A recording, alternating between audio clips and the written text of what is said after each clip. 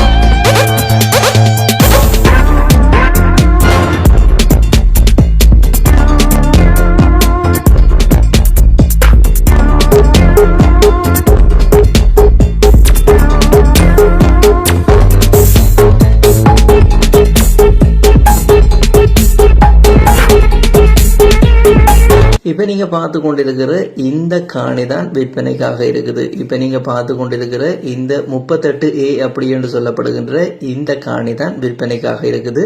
யாழ்ப்பாணம் அத்தியடி பிள்ளையார் கோவிலுக்கு அருகில இப்ப நீங்கள் பார்த்து கொண்டிருக்கிற இந்த காணியில இருந்து அத்தியடி பிள்ளையார் கோவில் 200 மீட்டர் தூரத்துல இருக்குது. இப்ப நாங்கள் காணிக்கு உள்ளுக்கு போய் பார்ப்போம்.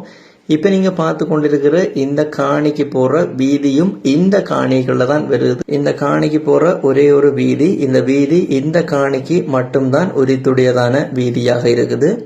இந்த காணி சம்பந்தப்பட்ட அடுத்த தகவலை பார்த்தோம் அப்படி என்று சொன்னா மொத்தம் 4 பரப்பு காணி அப்படி என்று சொல்லி முன்னாடியே பார்த்திருப்பீங்க.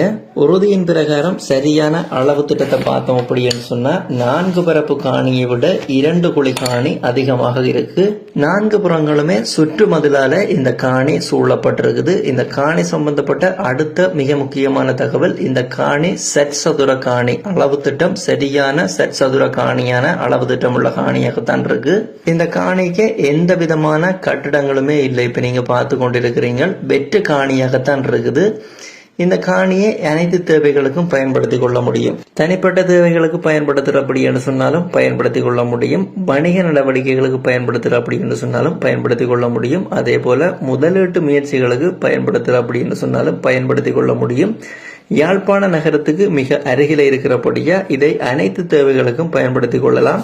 நீங்கள் தனிப்பட்ட தேவை அப்படி என்று சொல்லி ஒரு வீடு கட்டுறது அப்படி என்று சொன்னாலும் கட்டிக்கொள்ள முடியும். அதே போல தொழில் நோக்கோட ஒரு ஹோஸ்டல் கட்டுறீங்க, அதே மாதிரி ஒரு அபார்ட்மெண்ட் கட்டுறீங்க அப்படி இல்லை என்று சொன்னா உங்களோட பொருட்களை களஞ்சியப்படுத்துவதற்கான களஞ்சிய சாலை கட்ட போறீங்க, ஸ்டோர் கட்ட போறீங்க அப்படின்னு சொன்னாலும் நீங்கள் இந்த காணியை பயன்படுத்தி கொள்ள முடியும். கட்டடங்களை கட்டிக்கொள்வதற்கு பயன்படுத்தி கொள்ள முடியும். இந்த காணி சம்பந்தப்பட்ட அடுத்த தகவலை பார்த்தோம் அப்படின்னு சொன்னா இந்த காணிக்குரிய கிணறு இந்த காணிக்கு இருக்குது. வெட்டு கிணறு அடிக்கப்பட்டிருக்குது. இந்த வெட்டு கிணறுக்குரிய பிரதேசத்தை பார்த்தோம் அப்படின்னு சொன்னா குடிக்கக்கூடிய நல்ல தண்ணி உள்ள பகுதியாகத்தான் இருக்குது. இந்த காணி பற்றிய அடுத்த தகவலை பார்த்தோம் அப்படி என்று சொன்னா இந்த காணிக்கு அனைத்து வாகனங்களும் வந்து போகக்கூடிய, அதாவது மிகப்பெரிய கனரக வாகனம் கூட வந்து போகக்கூடிய இடவசதி உள்ள காணியாகத்தான் இருக்குது இந்த காணி. அதே போல இந்த காணிக்கு நிற்கிற பயன்தரு மரங்களை பார்த்தோம் அப்படின்னு சொன்னா 2 வேப்ப மரமும் 1 தென்னை மரமும் இந்த காணிக்கு நிற்குது. இந்த காணி சம்பந்தப்பட்ட அடுத்த தகவலை பார்த்தோம் அப்படி என்று சொன்னா இந்த காணியை நீங்க வாங்க விரும்பினீங்கள் என்று சொன்னா விலை நேரில் போய் பார்த்துட்டு கதைத்து கொள்ள முடியும். அடுத்ததாக இந்த காணியை வேண்டாண்டா யாரை தொடர்பு கொள்ள வேணும் அவர்களுடைய டெலிபோன் நம்பரை பார்ப்போம். இப்ப நீங்கள் இந்த காணியை வாங்க சொல்லப்படுகின்ற இந்த கண்டெக்ட் நம்பரோட கண்டெக்ட் பண்ணீங்கன்னு சொன்னா யாழ்ப்பாணம் ஆனைப்பந்து சந்தைக்கு அருகில் இருக்கிற இந்த 4 பரப்பு காணியை நீங்க விலைபேசி வாங்கிக் கொள்ள முடியும். யாராவது தேவையண்டா பயன்படுத்தி கொள்ளுங்க.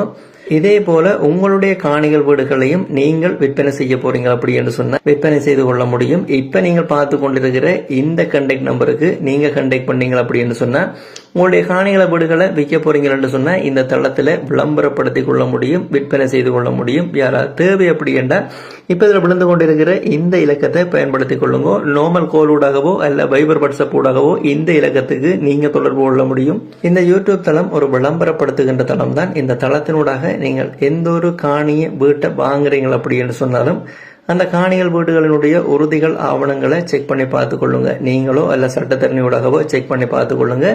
அதே போல நீங்கள் வாங்க போற வீடு காணிகளுக்குரிய பண கொடுக்கல் வாங்கல வங்கிகளுக்கு கூட செய்யுங்க, அதுதான் பாதுகாப்பானதா இருக்கும். இது எல்லா வீடியோலையும் சொல்றதுதான் இந்த வீடியோலையும் இந்த விஷயத்தை வலியுறுத்தி சொல்லி கிடக்குது. இந்த வீடியோ பதிவு சம்பந்தப்பட்ட முழுமையான தகவலை தந்துட்டேன். மீண்டும் நல்ல பதிவில் சந்திக்கிறேன். நன்றி, வணக்கம்.